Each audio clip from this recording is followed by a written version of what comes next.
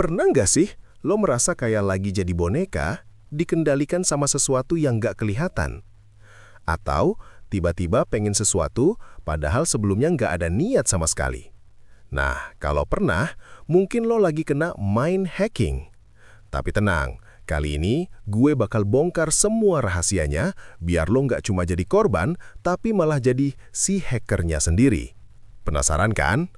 Mind hacking itu bukan sihir hitam atau kemampuan cenayang ya bro.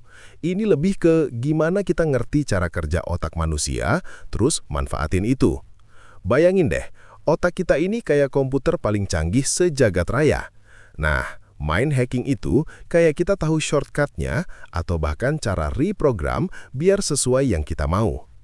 Tujuan utamanya bukan buat manipulasi jahat atau jadi psikopat, tapi buat kita ngerti gimana caranya melindungi diri dari manipulasi orang lain dan bahkan buat ningkatin potensi diri lo sendiri. Ini tentang jadi tuan bagi pikiran lo sendiri. Makanya, ngerti mind hacking itu penting banget. Gue jamin di dunia modern sekarang, pikiran kita itu udah sering banget jadi target hack dari mana-mana. Coba deh pikir. Iklan yang tiba-tiba bikin lo pengen beli sesuatu padahal gak butuh. Algoritma media sosial yang bikin lo betah scrolling terus. Berita-berita yang sengaja dibuat heboh biar lo emosi, itu semua bagian dari hack lo. Dengan ngerti mind hacking, ini kasih lo kekuatan buat, pertama, lo bisa mengenali nih kapan lo lagi di-hack orang lain. Kedua, lo jadi bisa melindungi diri dari segala bentuk manipulasi yang gak lo sadari. Dan yang ketiga, yang paling seru, lo bisa memanfaatkan prinsip mind hacking ini buat tujuan positif lo sendiri. Misalnya, biar lo lebih termotivasi, belajar lebih cepat, atau bahkan ngembangin kebiasaan baik tanpa perlu niat, entar aja deh. Singkatnya, ini skill survival wajib di era informasi yang banjir banget sama stimulan ini. Nah, ngomongin memanfaatkan prinsip mind hacking ini buat tujuan positif lo sendiri, kali ini gue mau ajak lo ngobrolin sesuatu yang penting banget. Terutama kalau lo sekarang lagi di usia 20-an atau sebentar lagi masuk dekade itu. Siap-siap, karena judulnya adalah Terlambat, Hindari 5 Penyesalan Terbesar Pria di Usia 20-an. Naskah bagian 3, gue sengaja pakai kata terlambat bukan buat nakut-takutin, tapi biar lo sadar urgensinya. Karena di dekade ini, setiap keputusan kecil atau bahkan kebiasaan yang lo bangun bakal punya dampak gede banget ke lo nanti di usia 30-an, 40-an, dan seterusnya. Coba deh lo bayangin, gimana rasanya bisa melangkah ke usia 30-an nanti dengan kepala tegak? Tanpa beban, andai saja dulu gue gini yang terus-terusan menghantui. Lo punya fondasi yang kokoh, baik itu secara finansial, karir, hubungan, bahkan kesehatan mental. Semua itu dibangun di dekade paling formatif dalam hidup lo ini. Itu bukan cuma fantasi lo, itu bisa jadi kenyataan, hasil dari pilihan-pilihan sadar dan cerdas yang lo buat mulai dari sekarang. Ini tentang jadi master mind hacking buat diri lo sendiri, biar nggak ada penyesalan yang bisa nge-hack hidup lo nanti. Gue tahu kok, di usia 20-an ini, mungkin lo sering ngerasa cemas, bingung mau ngapain, atau bahkan tertekan sama ekspektasi dari sana-sini. Wajar banget bro, itu sinyal yang valid kalau lo lagi berproses dan mencari arah. Tapi, video ini bukan buat ngehakimin lo atau bikin lo makin pusing. Justru gue di sini sebagai sahabat asik lo buat ngasih peta jalan, panduan berbasis psikologi dan pengalaman nyata yang bisa bantu lo menavigasi dekade paling krusial dalam hidup lo ini. Tujuan utamanya, supaya lo bisa melangkah ke masa depan dengan lebih pede, lebih siap, dan bebas dari penyesalan-penyesalan terbesar yang sering banget dialami banyak cowok di kemudian hari. Banyak banget dari kita yang nganggap penyesalan itu kayak takdir bro, kayak ya emang udah takdir gue nyesel kok. Padahal, aslinya akar penyesalan itu jauh lebih dalam dari yang lo kira. Dan justru bisa dipahami.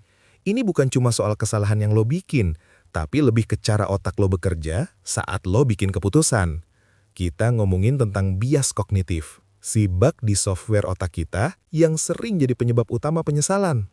Yang pertama, namanya present bias. Gini, otak kita itu suka banget sama yang namanya gratifikasi instan. Kesukaan lo sama mie instan itu bukti nyata bro. Lo lebih milih kesenangan sekarang yang nggak perlu nunggu daripada investasi jangka panjang yang hasilnya baru kelihatan nanti.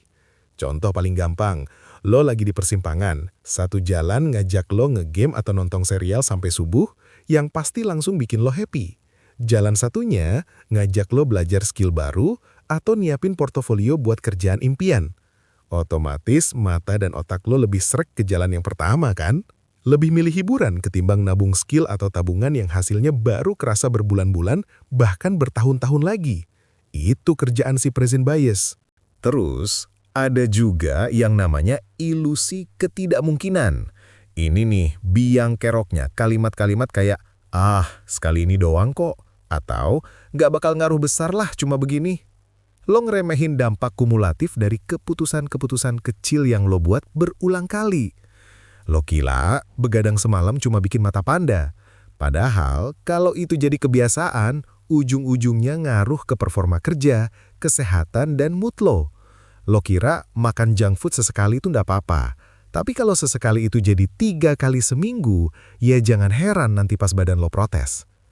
Kita cenderung meremehkan gimana pilihan receh hari ini bisa numpuk dan jadi masalah besar di masa depan. Dan yang paling krusial, ini yang sering gue lihat, yaitu meremehkan diri masa depan lo sendiri. Kita sering banget nganggap diri kita yang di masa depan itu kayak orang asing, bro. Seolah-olah diri gue yang sekarang bisa berbuat sesuka hati. Dan yang nanggung akibatnya nanti, itu orang lain yang namanya gue di masa depan. Nggak ada empati sama sekali sama versi diri lo sendiri di kemudian hari. Padahal, diri lo di masa depan itu bukan orang lain. Itu adalah hasil dari pilihan diri lo yang sekarang ini loh. Nah, ini nih kunci transformasi mindset lo. Lo harus mulai memahami bahwa diri lo yang keren, sukses, sehat, dan bebas penyesalan di masa depan itu bukan takdir yang tiba-tiba datang. Dia adalah hasil dari serangkaian keputusan sadar dan cerdas yang lo buat sekarang.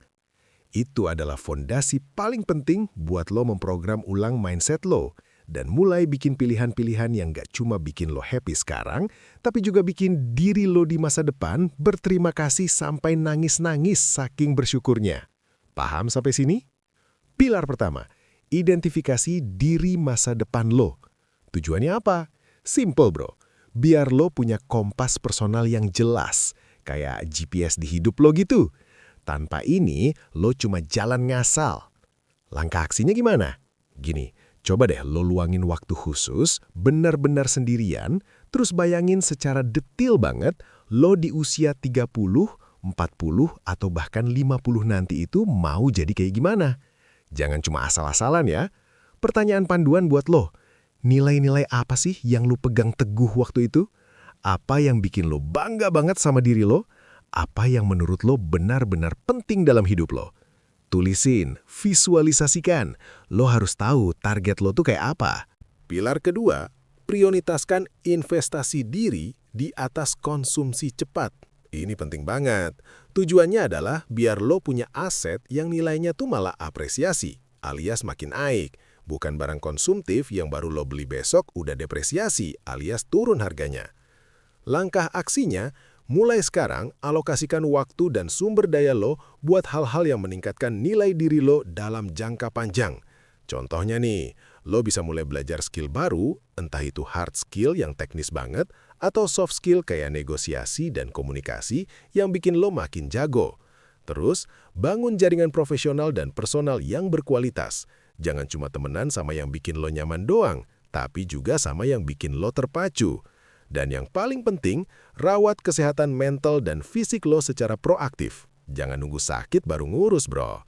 Jadi, jangan fokus berlebihan sama konsumsi atau kesenangan sesaat yang sifatnya cuma ngabisin dan cepet hilang efeknya.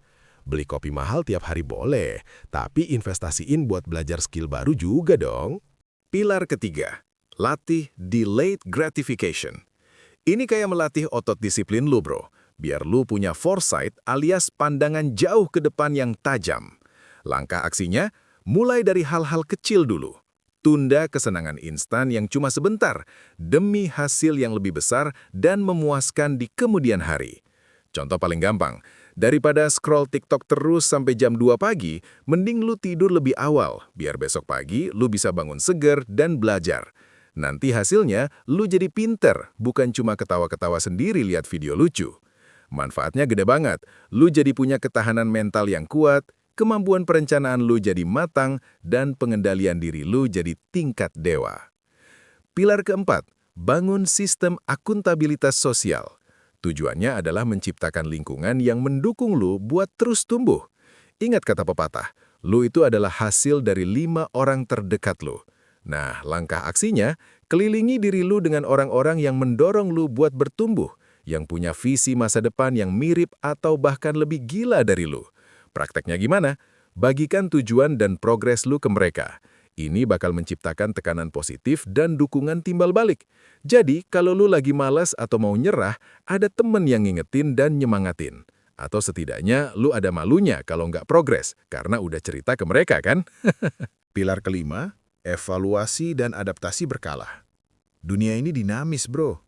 Tujuan lo di usia 20 mungkin beda sama di usia 25. Nah, tujuannya pilar ini adalah menjaga relevansi dan fleksibilitas lo di tengah perubahan. Langkah aksinya, setiap 6-12 bulan sekali, coba deh lo evaluasi lagi tujuan-tujuan yang udah lo tetapkan. Cek lagi, apakah masih relevan sama diri masa depan yang udah lo identifikasi di pilar pertama tadi. Dan yang paling penting, jangan takut buat menyesuaikan jalur atau strategi lo kalau emang diperlukan. Itu bukan berarti lo gagal. Itu cuma bagian dari proses pertumbuhan. Kayak kapal, kadang butuh belok dikit buat sampai tujuan kan. Yang penting tujuan akhirnya jelas, jangan cuma muter-muter nggak jelas. Nah, itu dia bro, kelima pilar strategi yang bakal jadi peta jalan lo buat hidup tanpa penyesalan. Ini bukan cuma teori atau obrolan santai doang, tapi ini adalah langkah awal yang fundamental banget buat lo yang bener-bener pengen mengarungi hidup dengan tujuan dan gak berakhir nyesel di kemudian hari. Jadi, abis nonton ini, jangan cuma diam aja atau cuma mikir, wah bagus juga nih. Gak, gue tantang lo buat langsung mulai identifikasi diri masa depan lo, set tujuan, susun rencana, cari partner, dan evaluasi berkala. Tapi tunggu dulu, ini baru permulaan dari perjalanan epik lo. Buat benar-benar nguasain perjalanan hidup lo dan memastikan lo gak cuma sekedar punya rencana, tapi juga punya mesin yang ngejalanin rencana itu secara otomatis. Ada satu elemen penting banget yang harus lo kuasai. Dan elemen itu adalah membangun kebiasaan tak terkalahkan. Yup, di video berikutnya gue bakal bongkar tuntas strategi gimana caranya lo bisa ngebangun kebiasaan-kebiasaan yang super power, yang secara otomatis bakal ngarahin lo pada kesuksesan jangka panjang, bahkan saat lo lagi malas sekalipun. Jadi, kalau lo penasaran gimana caranya bikin hidup lo autopilot ke arah sukses, jangan lewatkan video gue selanjutnya.